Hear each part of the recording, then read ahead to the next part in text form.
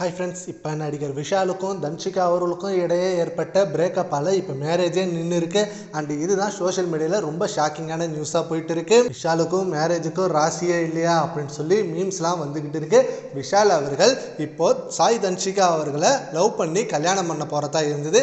இதற்கு நிச்சயதார்த்தமும் நடந்தது. ஆனால் நிச்சயதார்த்தம் முடிஞ்சு ஒரு வருஷம் ஆன நிலையில் இப்போ திருமணத்தை பற்றி எந்த பேச்சும் எடுக்கல.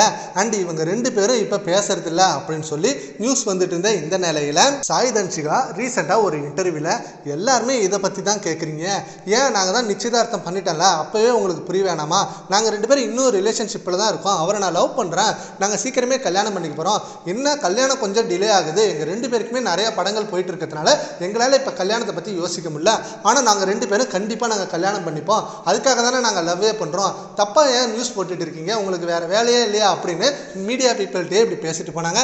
அண்ட் அதே போல் விஷால் அவர்கள் இப்போ நிறைய படங்கள் கமிட் ஆகி எல்லா படங்களும் ஆக்ஷன் படங்களாகவே இருக்கு. அண்ட் அது மட்டும் இல்லாமல் ஒரு படம் டைரக்ட் பண்ணிட்டு இருக்காரு, மகுடம் அப்படின்ற படத்தை.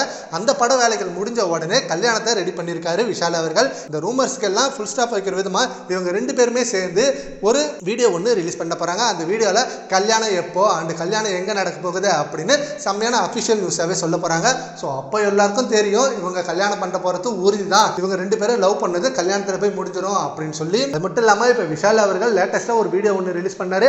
அதில் விஜய் அவர்கள்ட்ட நேராக பேசுகிற மாதிரி, நீங்கள் முதலமைச்சரானது எல்லாருக்கும் சந்தோஷம் தான், ஆனால் திரைத்துறையை ஏன் ராஜ்மோகனுக்கு அமைச்சர் பதவி கொடுக்குறீங்க, அவருக்கு அதை பற்றி என்ன தெரியும் அப்படின்னு சொல்லி டைரெக்டாகவே கேள்வி கேட்டிருந்தாரு.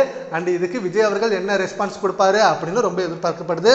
ஓகே ஃப்ரெண்ட்ஸ், இப்போ விஷால் அண்ட் சாய் தன்ஷிகா இவங்க ரெண்டு பேரும் பிரேக்கப் பண்ணிட்டாங்கன்னு அந்த நியூஸ் ரூமர் தான் அப்படின்றது ப்ரூவ் ஆகிடுச்சு. அதை பற்றி உங்க பண்ணினேன் நம்ம கான்பஸில் கவுண்ட் பண்ணுங்கள். Thank you friends.